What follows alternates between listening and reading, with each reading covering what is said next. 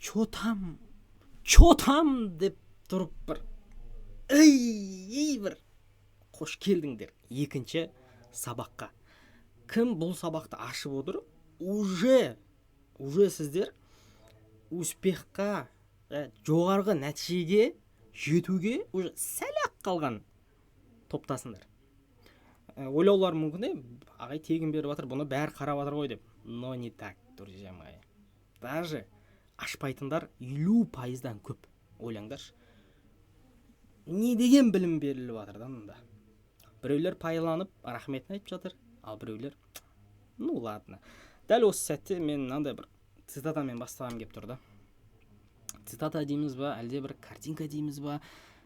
Біз өзіміздің жолымызды, өзіміздің физикадан 40+ке баратын жолымызды, физикадан ғана емес, общий бір 120-дан жоғары жинауға болатын потенциалымызды біз өзіміз сөндіріп аламыз, өкінішке орай. Біз өзіміз соны өшіріп аламыз, өзіміз соны бұзып жатамыз. Бұл өте ащы шындық та. Біз алдымызға беріліп жатқан мүмкіндіктерді просто пайдаланбаймыз. Біз еріншекпіз, немесе басқа да бір өзіміздің кері бір тартатын қылықтарымыз, қабілеттерімізді ұстап қалып жатыр да дәл осылай. Так что айтарым, өзіңе өзің кедергі болмасаң, саған ешкім кедергі бола алмайды. Менің жолымда ешқандай кедергі жоқ, Аллаға шүкір. Өзім де кедергі емеспін. Я буду летать и летать так высоко. Окей? Мынандай әдемі бір цитатаны жазыңыздар. Бүркіт бол дейді әрқашанда. Қарға болма, шымшық болма, бүркіт бол. Бүркіт ол өте биік самғайды, байқасаңдар, өте биікте ұшады. Ол бүркітке ешкім жақындай алмайды да. Ол төмен қарамайды да. Түспейді да ол төменге. Ал төменде жүретін кімдер? Ол қарғалар, ешнәрсеге әлі келмейтін, неприятный, күнделікті көріп үйреніп қалған, сондай бір құстарды біз көреміз. Ал биікте ол бүркіт қана.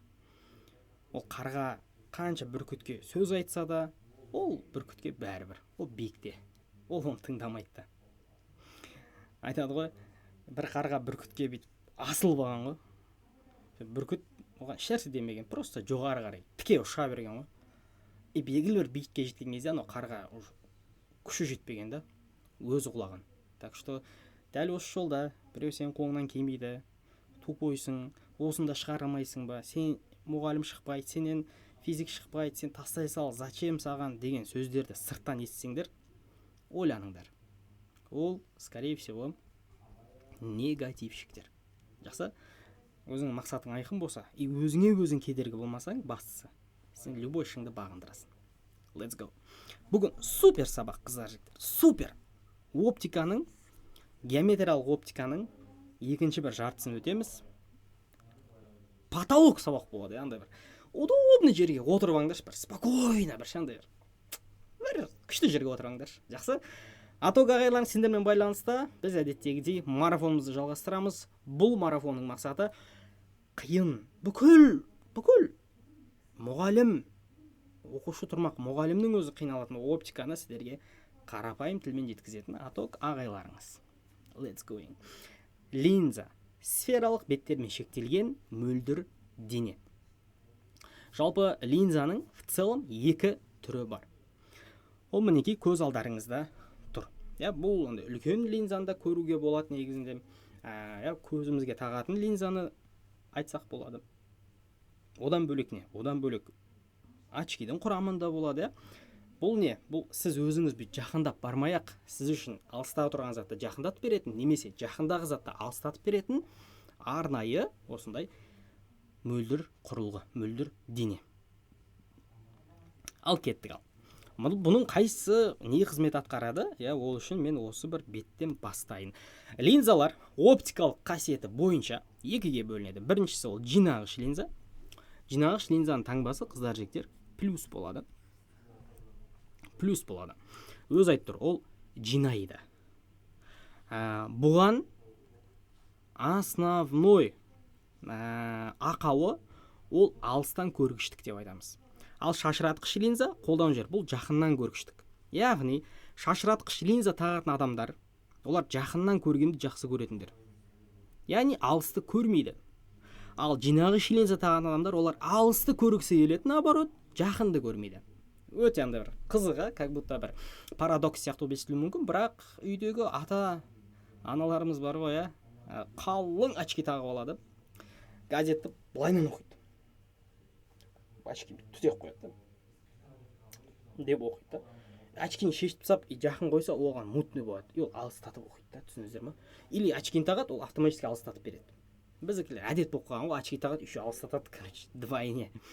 Негізі очкидің қызметі тұрған газетті алыстатып береді, и мутный емес, ясный, анық қылып береді. Ну, вы поняли, короче. Енді бұны көзінде ақау жоқ адам түсінбейді негізі. Көзінде ақау бар адам, енді жастарда в основном шашыратқыш линза болады. Көзіндегі очки шашыратқыш линза. Сұрайсың ғой, что там көзің қанша деп ше, бір нәрсе білетін адам сияқты. Ол айтады, -2 дейді. Ол не? Ол ДПТР деп айтылады. Диоптрия. -2 ДПТР. Ол көзінің әл-ауқаты, көзінің күші. Сол көзінің күшіне қарай, яғни оптикалық күші деп айтамыз, соған сай ол очки тағады. Сөйтіп көзін 0 қылады. Біздің, Аллаға шүкір, яғни очки тақпайтын адамдардың көзі 0 болмаса да 0,1, сондай бір минимальный 0,2 ДПТР, 0,05 ДПТР дейтіндер бар. Вообще көздері снайпер. Солай достарың бар ма? Менде бар же. Менің көзім идеальный ма дейсің ғой? Ананың көзі вообще идеальный ғой, короче. Алыстағы бір нәрсе, бір номерлер жазылып тұрады, көріп қояды ғой соны. Құдай берген саған, осы үшін шүкір ет дейсің да. Шашыратқыш линза ол көзі -2 ДПТР деп айтылады. Ал жинағыш линза ол плюс, яғни дәл осы таңба алдындағы, яғни плюспен айтылады. +2 ДПТР деп айтылады. Қазір бұны біз есептерде жалпы қолданатын боламыз. Енді қараңыздар, екеуінің мән мағынасы неде? Жинағыш линзаның схемада, яғни есептерде белгіленуі қарап тұрсаңыздар, өзі бір жинақы тұрады. То есть сырттан кеп түскен сәулені бұл линза не істейді? Жинайды. Өзі аты айтып тұрғандай. Жинайды неде? Фокусный расстояниеде. То есть адамның ясность, бір фокус береді. Айфонда болады, фокус қоясың ғой, мутный тұрады да, бір кнопканы басқызаң, фырт деп. Сол нәрсе, короче. Енді шашыратқыш линза дегеніміз, бұл көріп тұрғандарыңыздай түскен сәулені шашыратады. Шашыратады, бұл шашыратқыш линза. Сол үшін де бұлар, яғни көзі жақыннан көргіштік, яғни бұларды біз көзі минус адамдар тағат деп айтамыз. Енді бұлардың жалпы схемадан есепте біз дәл осылай қолданады екенбіз. Бұларды біз жақсы білуіміз керек, қыздар жігіттер. Өте жақсы білуіміз керек. Мынау мінекей артқы фокуста қиылсады, мынау алдыңғы фокуста қиылсады. Мынау бізде жалған кескін береді әрқашанда, мынау бізде шын кескін береді. Бірақ бір исключение жағдай бар, жинағыш линзада бір жағдай бар, жалған кескін беретін, оны осы бүгінгі сабақта үйренетін боламыз. Так что линейка қалам, кешегі сабақта айтқан, дайын болсын. Кеттік. Енді қараңыздар. Бізде жалпы екіге бөлеміз. Бұны ОБОТ-да сұрайды, обязательно келеді. Алда келетқан қанша ОБОТ-ларың бар, бәрінде бұны сұрау мүмкін, и бұны көбісі шатастырады. Кеттік. Жалпы жинағыш линзаны біз басқаша не деп айтамыз? Жинағыш линзаны басқаша қос дөңес линза. Жинағыш линзаның ережесі ортасы қалың, сырты жұқа деп айтады. Міне, ортасы қалың, сырты жұқа. Бұл линзаларды біз жинағыш линза деп айтамыз. Жазық дөңес, то есть бір жағы жазық мінекей, екінші жағы дөңес теу болады деген, Или ойыс, мына жағы былай ойылып тұрады, и мына жағы дөңес болып тұрады. То есть бұл өзіне түскен барлық сәулені не істейді екен? Жинақтайды екен. Енді қос ойыс қараңыздар. Жалпы екінші жағында жазылады ерекшеліктері. Қос дөңес, жазық дөңес, ойыс дөңес. Қос ойыс, жазық ойыс, дөңес, ойыс деп айтамыз. Окей? Қос ойыс, міне екі жағы ойыс болып тұр, міне ортасы жұқа, сырты қалың болады. Бұл шашыратқыш линзаның сипаттамасы, шын өмірдегі формасы осындай. Мынау жазық ойыс, достар, көрдіңіздер ме? Бір жағы жазық, и мына жағы бір ойыс тау болып келеді. Мына жағымен дөңес болып тұр, и іші ойыс болып тұр. Дөңес, ойыс. Мына жақта бірдей болып қалған, негізі ортасы бұны сәл бүйтіп қысыңқырайды, шет жақтары керісінше алыстай түседі. Енді формасы в целом солайынан сипатталынады, солайынан беріледі.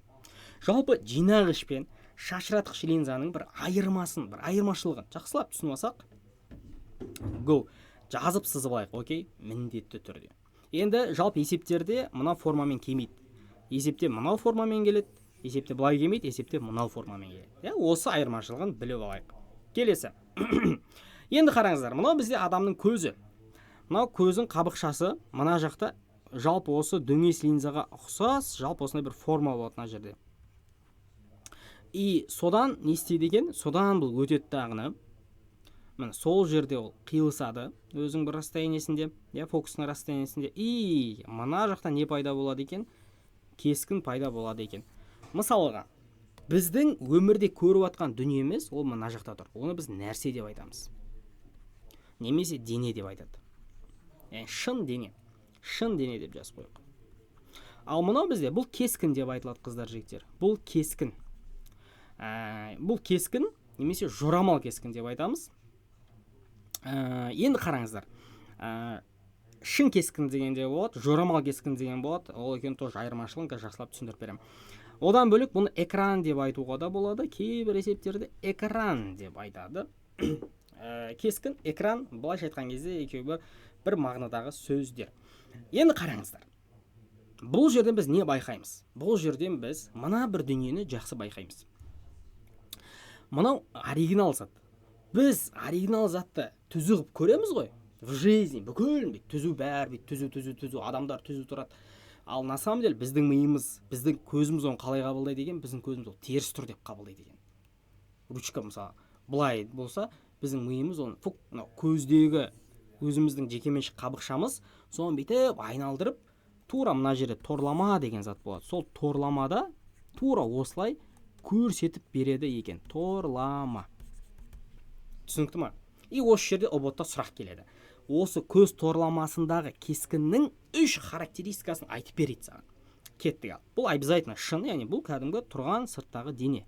Шын болады. Екіншісі, бұл бізде төңкерілген болады. Төңкерілген. Не үшін төңкерілген? Ол мына жерде бізде қабықшасы оны төңкертіп көрсетеді. Как бір айна секілді ғой. И үшіншісі ол бізде не? Ол кішірейтілген деп айтылады, қыздар, жігіттер. Кішірейтілген. Шын, төңкерілген, кішірейтілген.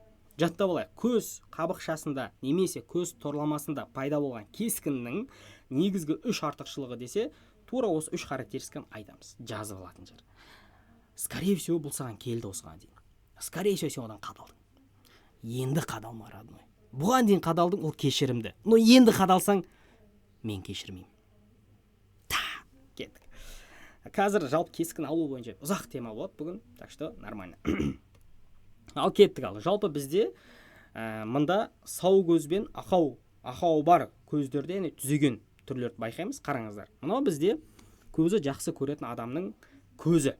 Мына сыртта любой нәрсе, не бұл? Автокөлікті қарап тұрма? Автокөлік. Любой затты торламаға қабылдайды. Торламада пайда болады. Ең андай көздің идеальный точкасында пайда болады, ол не істейді? Анық көре алады. Ал енді кейбір көзінде ақауы бар адамдарда не болады? Сәл көзінде кейбіреуін ақауы бар адамдарды дәл осы зат, еще мына жақта даже бұл жерде емес, негізі бұл былай суретте мына жақтан қиылысады негізінде. Яғни уже ақауы барып көрсетіп тұр екен. Торламадан ары қиылысады. Торламаның бұл жерде примерно мына бір жерлерден көрсетсек, бұл торламадан асып қиылысады сәулелер. Егер біз көріп атқан нәрсенің сәулелері біздің торламадан асып қиылысатын болса, онда ол, қыздар, жігіттер, алыстан көргіштік деп айтылады. Біз ол ақауды жою үшін жинағыш линзаны қолданады екенбіз. Ол торламаға дәл түсіріп береді. То есть алыста тұрған затты, яғни көзі плюс қой бағанағы. Көрдіңіздер ме? Жақыннан көреді да, бұл өтіп кетеді былай қарай. Анық емес көрінеді. И линза тағады, и анау зат көрдіңіздер торламадан былай мына жақындайды да торламаға түседі. И мынау алыстайды өзімен. Көрдіңіздер ме? Қазір өздеріне көзімен қарап көрсеңдер болады. Но енді біздің көзде ол қатты байқалмайды, үлкен кісілерде қатты байқалады. Плюс 65 жас. Енді қараңыздар, мында керісінше жетпей қиылысып қалған да. Жетпей қиылысып қалған, көрдіңдер ме? Торлама мына жерде да, бұл жетпей қиылысты. Бұл көзі минус адамдар. Бұған шашыратқыш линза тағады, бұл не істейді? Торламаға дәл түсіреді. Мына жерде сәл көрінбей қалған, но а так в целом осы жерде тұр ғой, короче. Астында да бірақ. көрдіңіздер ма? Яғни ол кезде біз не деп айтады екенбіз? Адамның көзі торламаға дәл түсу үшін, то есть оныкі примерно мына жерлерде тұрып қалды да, торлама мына жерде, ол мына жерде. И алыс болып қалды оған. И ол не істейді? Очки тағады да, мынаны бүйтіп жақындатады. И мынау алыстайды да, торламаға дәл түседі. И анық көрінеді. Болады ғой, апай көзім көрмейді, алдыңғы тақтаға отырайыншы дейді. Сен ишак очки тақса дейді оған. Сөз ол автоматически жақындайды да. Очкиге ақшасын қимайды, или көзінің нашар көретін мойындағысы келмейді, короче. Сөйтіп жақынға отырады, дейді. Или көзін бүйтіп сығырайтатындар бар. Ол кәдімгідей действующий метод. Бүйтіп көзін сығырайтады, сол кезде жаңағы мынау затты бүйтіп көздің күшімен жақындатады. Ал ол кезде күш 2 есе, 3 есе күш жұмсайды. Ол жақсы ма? Ол нифига жақсы емес та. Керісінше адам көзін одан сайын нашарлатады, одан сайын нашарлатады. Мен кішкентай балаларды көремін ше, жаман жүрегім ауырып кетеді. Телевизордың алдында отырып алған. Бүйтіп отырады. Бүйтіп отырады.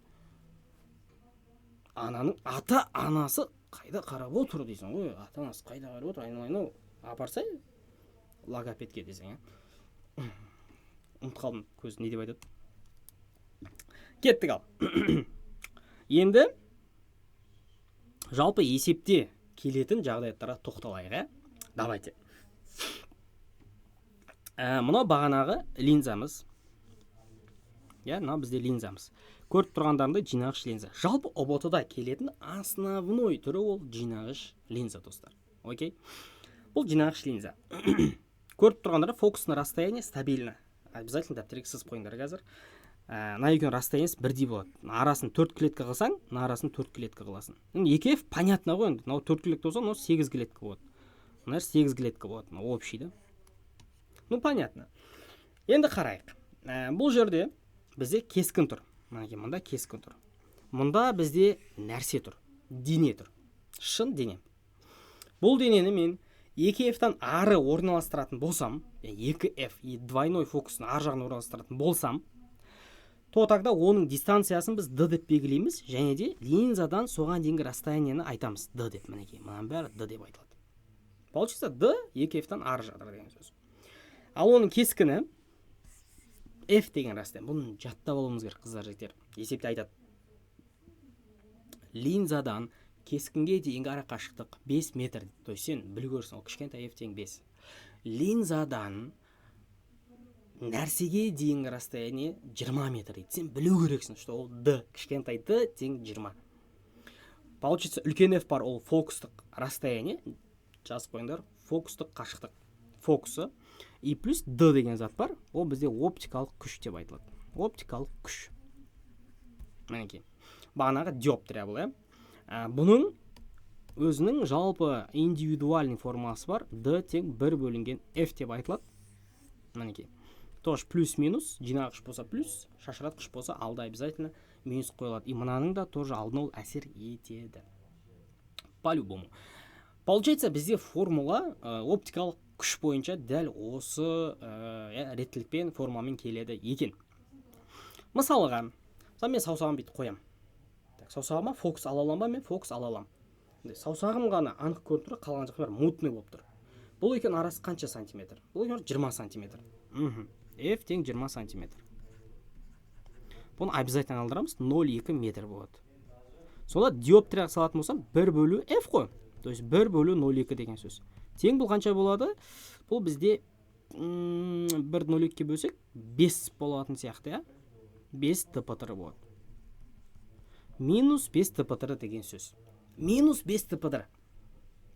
Көзім минус 5 болса, мен бұдан артық расстояние уже фокус ала алмаймын. Бәрі маған мутный болып кетеді. Мынау саусағым маған фокус бере алмайды. Көрдік па? То есть любой адам өзінің көзінің қаншалықты жақсы көретін, көрмейтін осыдан ақ білсе болады. Окей? Ал ана алыстағы затты оқу деген ол фокусқа қатысы жоқ. Ол чисто D мен F-тің темасы. Окей? Кеттік. Ол фокус алатқан жоқсың сен, ол просто оқып жатсың. Ал давайте кеттік ал. Енді бүгінгі сабағымыз ең вишенкасы, ең керек жері, короче. Давайте. Қазір біз жинағыш линзадан 5 түрлі кескін аламыз. Достар, 5 түрлі кескін. 5 түрлі кескін аламыз. Жақсылап үйреніп алыңдар. Любой тестті обязательно келеді. Әсіресе көп жолықта келіп қадайды ғой, бір рет үйреніп ал, болды. Өмір бақи біліп жүресің. ұбт-ға клетка черновик алып кір, сол кезде оңай сызатын боласың. Бұны жаттау қиындау да сәл. Кеттік. Мен андай үйретіп жаттап алғам уже ше. Но мектеп кезде өзім ұбт тапсырған кезде 8 жыл 9 жыл бұрын мен өзім парақ алып кіріп сөйтіп сызып сөйтіп тапқам. Маған да ұбт келген, содан бері әлі келеді, 10 жыл болды. Кеттік. Линзадан кескін алу үшін екі ғана сәуле жібереміз дейді. Ол қандай сәулелер? Бір, оптикалық центрі арқылы өтетін сәуле сынбайды дейді. Мінекей, мынау сәулені айтып жатыр. Мынау сәуле не істейді? Сынбай өтіп кетеді дейді. Ортадан сынбай прям өтіп кетеді. Көрдік па? Сынбай өтеді. Тоже бұтта келеді. Оптикалық центр арқылы өткен сәуле не істейді дейді? Сынбайды дейміз. Екі, бас оптикалық ось деген мынау мінекей. Линия, адамдар жатқан линия. Бас оптикалық оське параллель түскен сәуле мінекей. Линза арқылы сынады дағыны именно F-ті қиып өтеді. Именно F-ті, екі F-ті емес, F-ті обязательно. Окей? Обязательно F-ті қиып өтеді. Жалған фокус болса бізде, жалған фокус деген мынау фокус мінекей. Егер ол шашыратқыш линзада көрінеді, оны қазір алдағы уақытта сызып көрсетемін.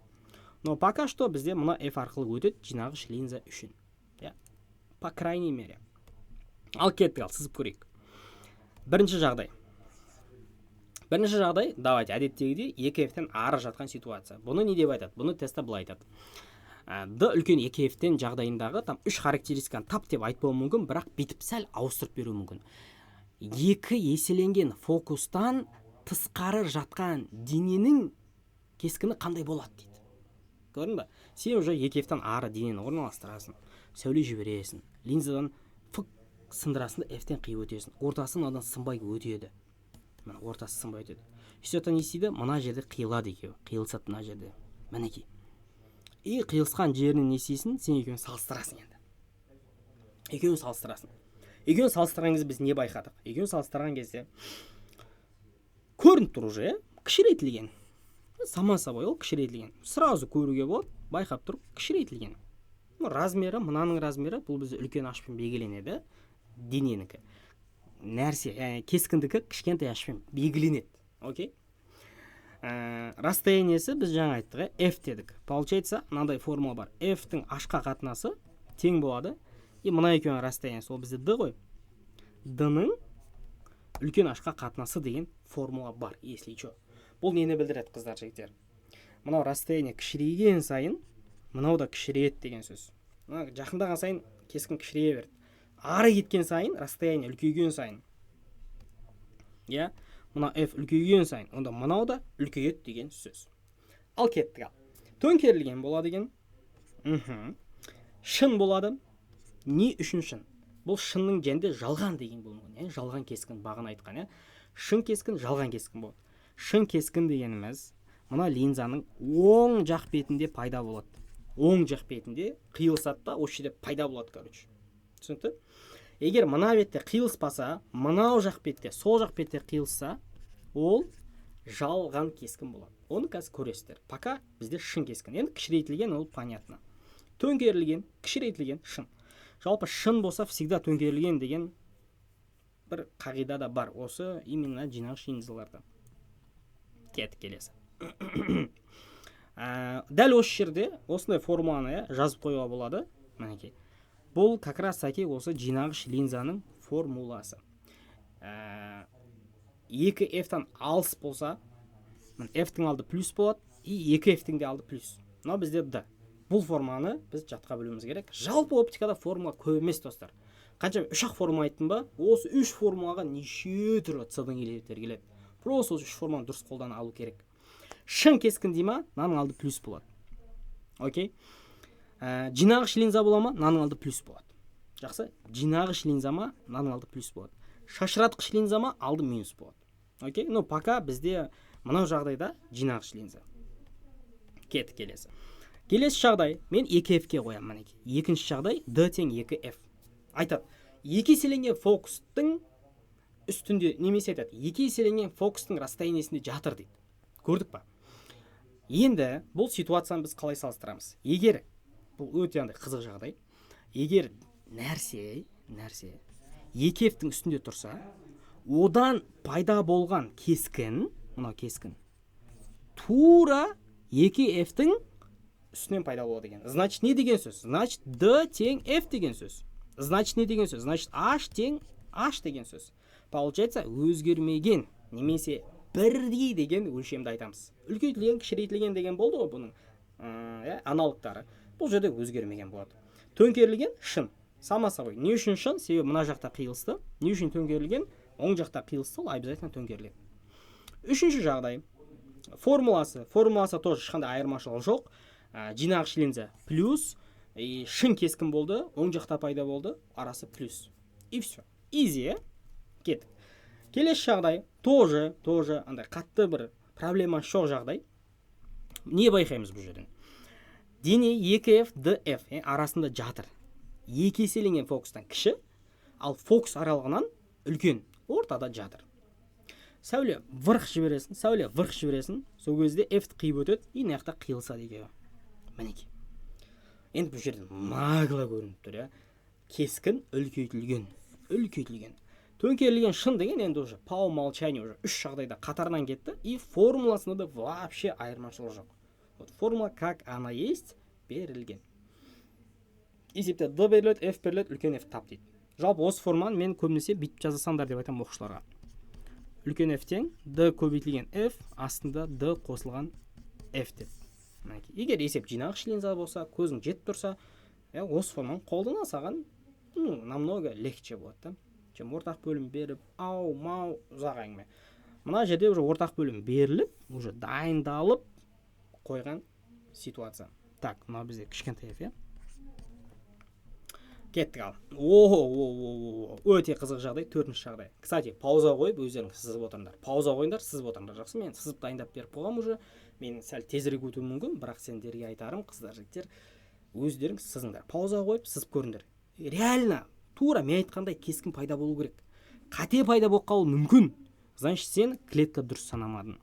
Либо линияны дұрыс жібермедің, тура шекесінен кетіп отыру керек. Обязательно шекесіне қадалу керек. Ортасы арқылы өту керек, түп-түзу болу керек. Линейкамен сызсаңдар всегда точно шығады. Кеттік ал. Мына ситуация не көріп тұрсыңдар?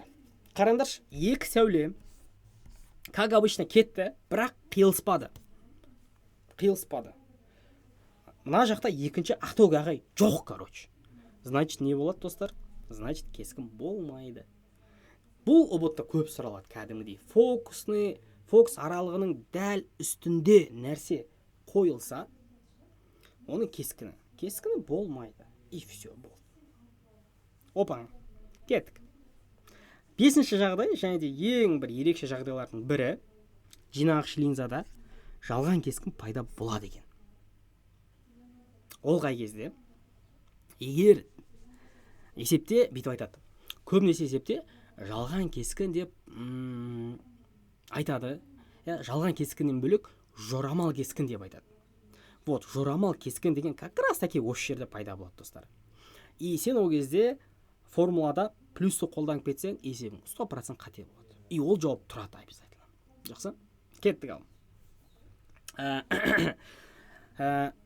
Қағидалар қызық. Жалған тура үлкейтілген. Давайте көрейік, бұл қалай болады екен. Қараңдар. Мына жерде екі линия кетті ғой, көрдіңдер ма? Бұл екеуі жай ашылып келе жатыр. Значит, бұл түбі қиылысады деген сөз да бұл. Өйткені жай ашылып келе жатыр ғой, полион бір жерде қиылысу керек. И бүйтіп ашылады да гөмп еткізіп көрші. Артында қиылысады ғой, көрші. Мынау линияларының бір бастапқы нүктелерінде қиылысады. Мінекей. Мына жерде қиылысады. Енді қараңдар. Кескін әтөк ағай үлкейіп кетті. Үлкейтілген кескін болады. Әтөк ағай үлкейіп кетті. Үлкейтілген кескін. Тура ма? Бұл жерде төңкерілген деген болатын. Ол тура болған жағдай келді енді. Көрдік па? Екеуі де тұр, туп-тура. И жалған деген қағида тұр. Жалған. Не үшін жалған? Себебі кескін қай жақта пайда болды? Нәрсе тұрған жақта кескін пайда болса, сол жақта. Онда бұл ситуация жалған деп айтылады, достар. Жалған. Немесе жорамал. Түсінікті? Бұның формуласында қараңдар енді, айырмашылық бар енді. Әдеттегідей f-тің алды плюс, себебі бұл жинағыш линза. Оған мән бересіңдер. И f-тің алды минус, потому что бұл жорамал, яғни жалған кескін. Когда жалған кескін, арасы минус болады. Супер ма? Супер болса, Кеттік достар. Шашыратқыш линза. Бұл жағдайды көрейік ал енді. Бұда ең кайфы да, жинағыш линзада 5 жағдай сыздық, бесеуін де білуіміз керек, түсінуіміз керек. Шашыратқыш линзада қыздар жігіттер бір-ақ жағдай бар. Бірген кайф па? Бәрінде бір ситуация ғой, мынау жағдай ғой.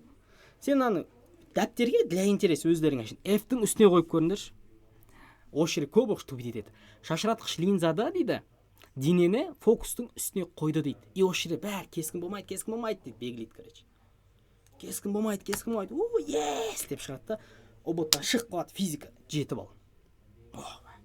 Чотан 7 ал. Ағай, мен шашқам бәрін деп келеді. Білмеймін, қалай оңай болды тест. Вообще easy болды. Білмеймін неден қателескенімді. Апелляцияға бердім деп қой. Жинаған балл 7-де, короче.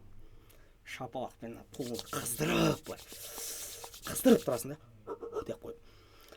Шапаттақ еткізесің, короче. Аузыңды жап жүрсің. Қателерін көрсең, осындай қате да. Для интерес өздерің F-тің үстіне сызып көресіңдер, окей? Но мен мына жағдайды сызып көрсетейін сіздерге. Қараңдар. Бұл жерде айырмашылық қандай? Бағана көрдік, жинағыш линза ол жинайды дедік. Енді шашыратқыш линза сәуле кеп түсті ғой. Бұл былай шашыратады. Енді шашыратқанның артқы проекциясы, артқы бір линиясы, ол мына F-ті қиып өтеді.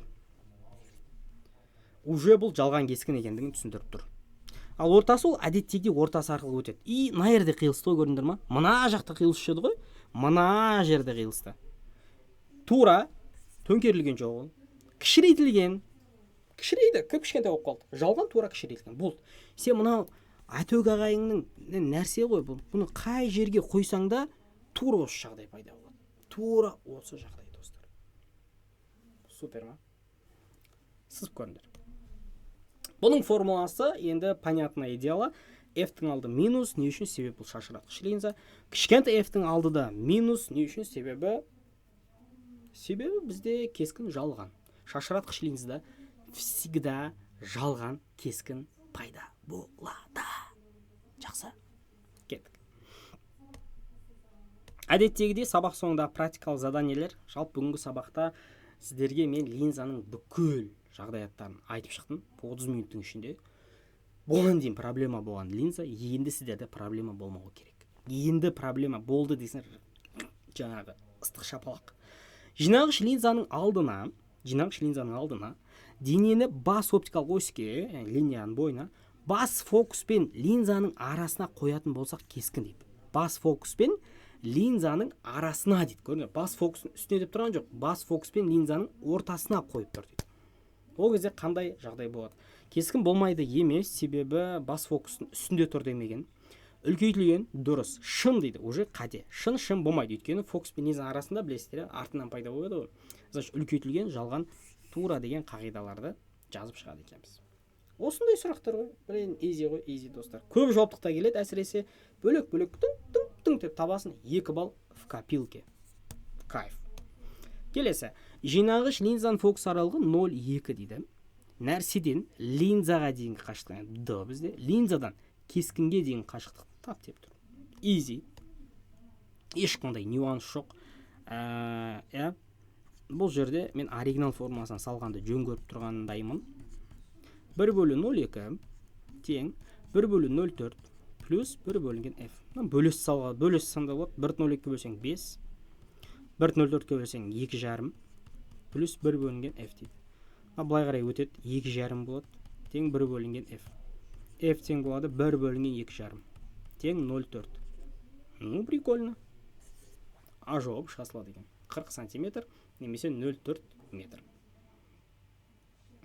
Негізі бұны шығармай табатын мен. Фокус аралығы 0,2 деген ғой. Ал нәрсе 0,4-те дейді.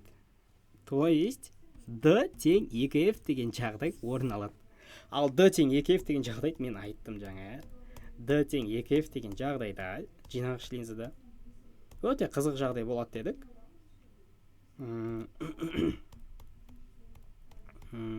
2F-тің үстінде деген жағдай бізде екінші жағдай етін ол бізде мінекей.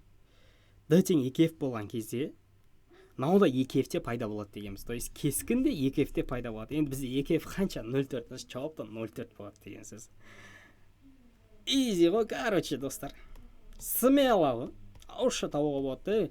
Жалпы оптиканың осындай мағынасына мән беру керек. Андай ғой, сөздері бүйтіп рөл играть етіп кетеді ғой, сөздері. Ондай есептер болады. Қос ойыс линза еді, қараңыздар. Қос ойыс. Біз уже білу керекпіз. Так, қос ойыс, ол бізде шашыратқыш. Окей. Форма жазған кезде минус деп басталады. 1/f тең 1 бөлінгенді минус 1 бөлінген f болады. Орнына қойық. Фокус аралығы 10 сантиметр дейді. Минус 1 бөлінген 10 дейік. Тең 1 бөлінген нәрсені 12 см қашықтыққа орналастырса еді линзадан, я, значит 12 болады. Минус 1 бөлінген кескінді сұрап тұр. Нәрсе кескіні қандай жерде пайда болады деп айтылған. Кеттік ау. Так, не істеуге болады? Мен былай істер едім. Мынау минус 1/f-ті мен былай қарай өткізетінмін. Мен де плюстармен жұмыс жасаған жақсы көремін. Бәрің сондай шығар. Бұл былай қарай плюс болып өтеді. Я былай қарай плюс, былай қарай плюс болып өтеді. Ну, easy. Tamam ғой, короче. Ортақ бөлім қаншадан береміз? Так, ортақ бөлім 12, 10, ортақ бөлім. Так, 60-тан берсек, мынаған 5-тен, так, мынаған 6-тан кетеді сонда. Қосатын болсақ, бізде 11 дейді.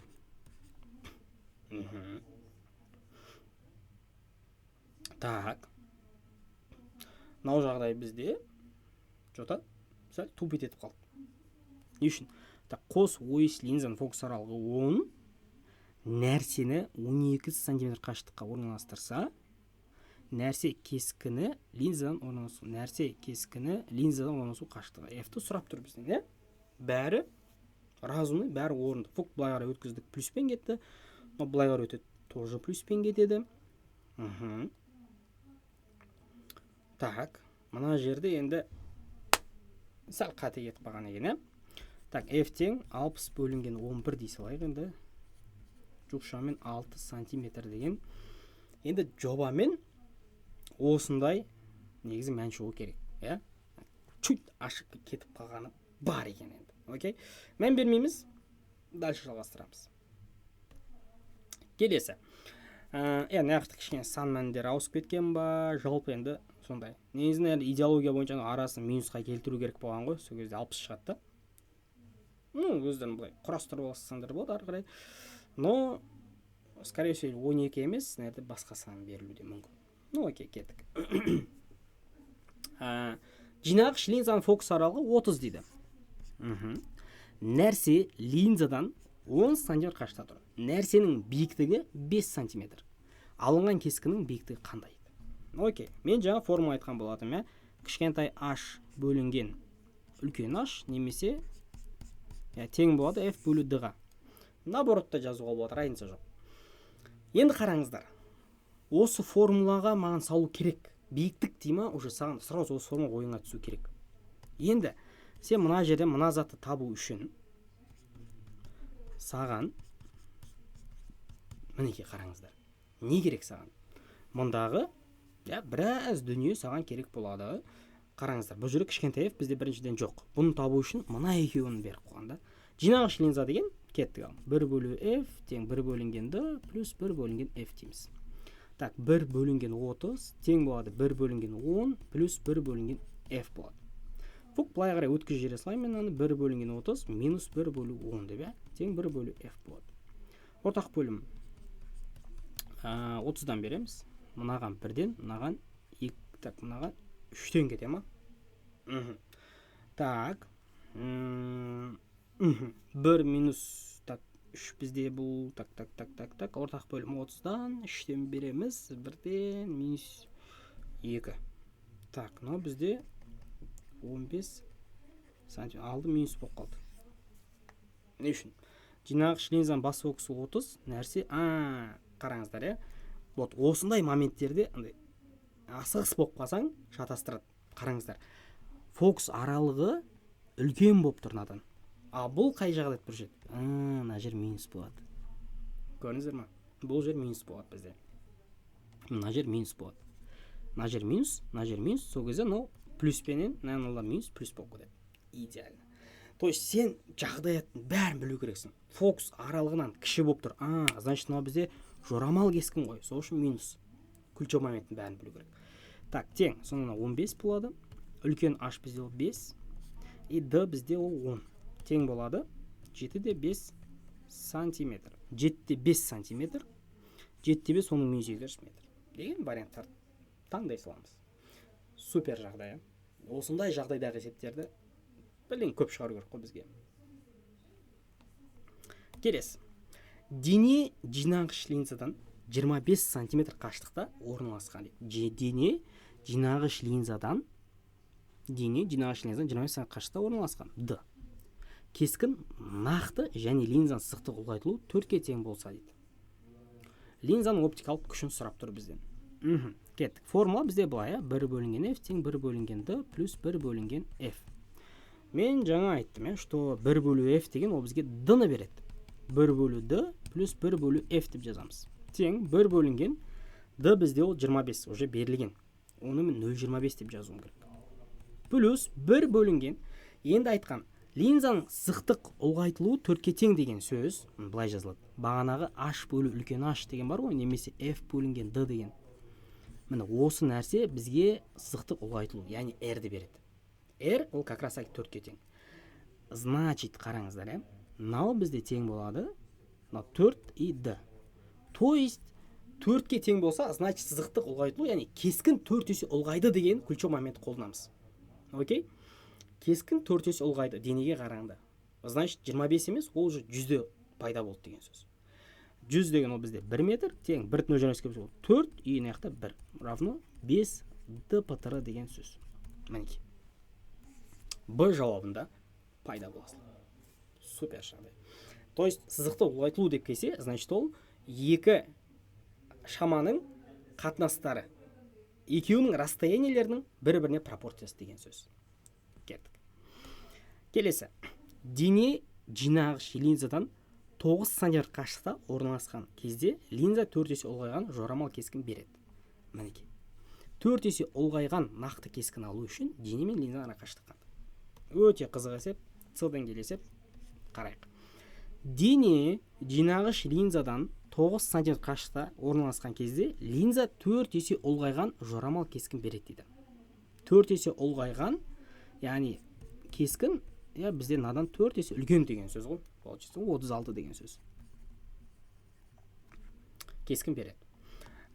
Кеттік. Получается, осы аралықтан біз фокустың расстояние тауып алуымыз керек. Так. Жинағыш линза, значит f-тің алды плюс болады. Тең 1 бөлінгенді минус 1 бөлінген f болады. F-тің алды минус болады. Не үшін? Себебі жорамал кескін деп айтылған. Значит, қараңыздар енді. Мен былай жазам. 1 бөлінген f тең болады. 1 бөлінген, так, d менде 9 сантиметр минус 36 деген сөз. Тең ортақ бөлім 36-тан беремін. Мынаған 4-тен кетеді, азайтамыз 3 болады. То есть 1 бөлінген 12 деген сөз. Значит, фокус аралығы тең 12 сантиметрге деген жауап шыға салады екен. Мінекей. Түсінікті ма? Кеттік ал дальше. Яғни, мынау 1 бөлу f қой, мына 1 бөлу 12. Екен, екі жақтан былай фык сальто айналдырып жібереміз. Мынау былай қарай, мынау былай қарай. Келесі. Енді айтады бізге. Бізден бұны сұрап тұрған жоқ. Бізде попутно қазір есеп шығаруымызға керек болады. Қараңдар. Енді айтады.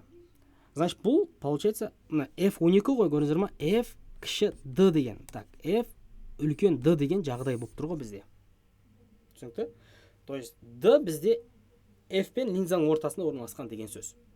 Енді мына жерге шығара салайық қалған. Енді айтады. 4 есе ұлғайған нақты кескін алу үшін дейді. Тура осы формула, бірақ қыздар жігіттер не істейміз? Плюсын қолданамыз. 1 бөлу, мына бізде 12 тауып қойдық. 1 бөлінген, так. 4 есе ұлғайған дейді, 4 есе ұлғайған дейді. Дене мен линзаның арақашықтығы. То есть бізде d-ны табу керек, ал f-тің орнына мен енді қоям 4d деп қоя салам. Сонда 1 бөлу 12 тең болады. Ортақ бөлім 4d болады. Мынаған біз 4-тен береміз. 4 қосу 1, ол бізде 5 болады. Значит, пропорция. 12 5 60 тең 4d. Значит, d тең болады 15 сантиметр. мәссаған. Есеп дейтін есеп қой. Дейтін. Четкий есеп та, достар. Четкий есеп. Жалпы бүгінгі сабағымыз кішкене ұзақтау болып жатыр. Енді линза деген ол өте ауқымды. Тырс айта салатын нәрсе емес та. Жағдаяттар өте көп. Бұны практика арқылы не істейміз? Бекітеміз. Бұған үй тапсырмасын береміз, міндетті түрде шығарыңдар. Обязательно отчетін жіберіңдер кураторға, иә, біз тексерейік и сізді үздіктердің қатарына қосайық. Сұрақтар болса қойыңыздар. Кстати, мен бұл жерге бір тема қосып қойдым енді. Мынау уже соңғы бізде есеп болған. Жалпы оқушымда бір сұрақ туындады да, мен бір оқушымда мындай сұрақ туындады. Не сұрақ? Осы сабақты көріп отырған ғой, короче. Альфа рекорд деген ағай не болды дейді. То есть А-токс қой сіздің мектебіңіз дейді. Онлайн курсыңыз. Альфа рекорд деген не мағына білдіреді? Не үшін? Ол неге деген сияқты. Мен просто сіздерге бір ғана екі результатпен екеуінің айырмашылығын түсіндірейін. Бұл екеуі, бір мектеп, бірақ екі түрлі курс екеуі. Вообще екі түрлі курс. Мен енді ешнәрсеге сіздерге сатайын деп, пихатитейін деп, реклама жасайын деп отқан жоқпын. Просто түсіндіріп кете салайын, бір емес, бірнеше оқушыда осындай ой болды. Альфа рекорд деген ол не деген сияқты. Қараңыздар. Қазір тіркелу жабық та болған, мен сіздерге ешнәрсе айтпаймын. Қараңыздар. Альфа рекорд деген бізде осындай рекордтарды шығарған курс. Альфа рекорд деген. Бұл альфа рекорд деген, былай түсіндірейінші мен. Бір оқушыларда миына кіріп шықпайды 50 деген балл, 45 деген балл. Оларға 35 пен 40-тың арасына жинаса норм, короче, нормально. Шүкір да. И мен айтам, тупой бала үшін 50 жинау міндетті емес. Сен 50 жинауға міндетті емессің вообще. По идее, сенің мамандығыңның грантына физикадан 40 не 35 жинасың да жетіп тұрсың. По идее, 113, 114 шығады. Обязательно 135, 130 алу керек емес шығар саған деймін да. 130-ға тақап тастау керек емес шығар мына оқушылар сияқты.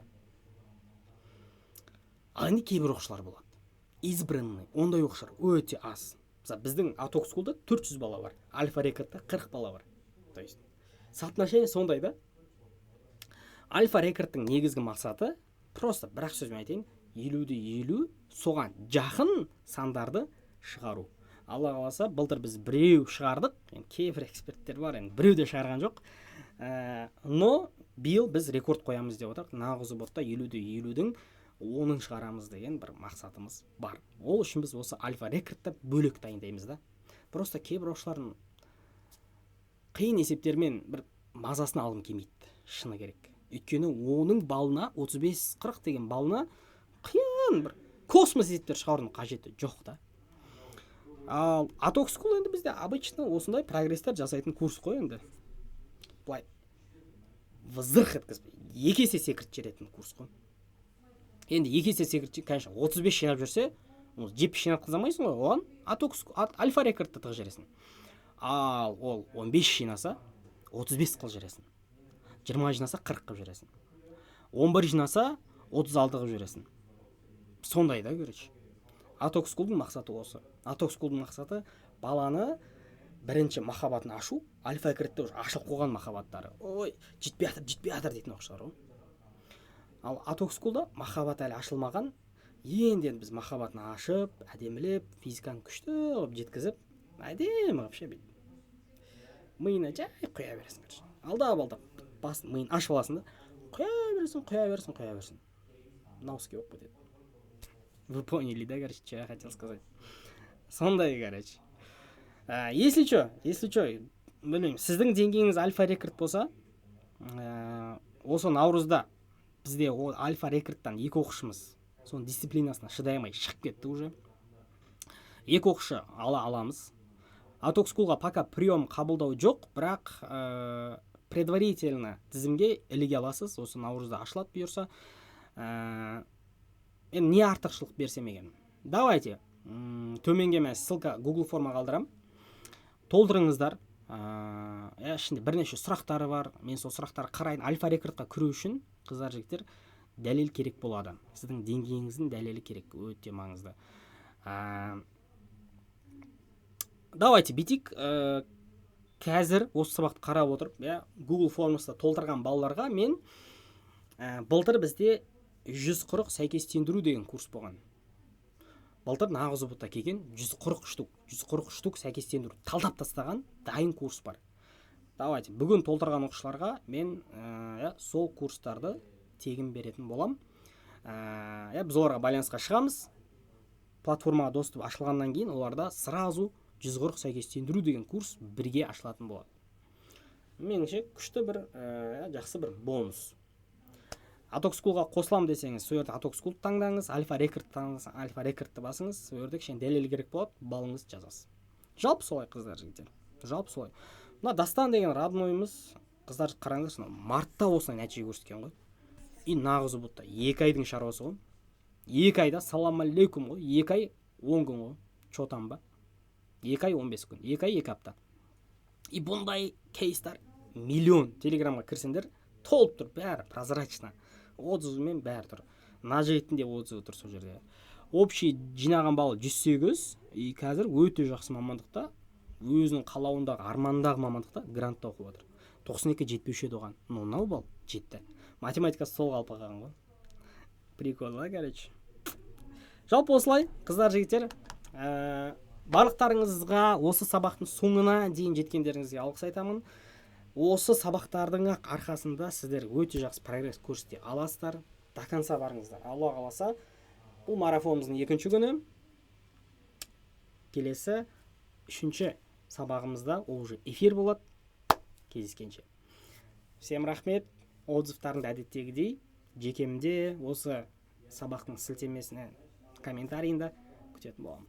Всем чао, всем какао. Келесі сабақта жолыққанша.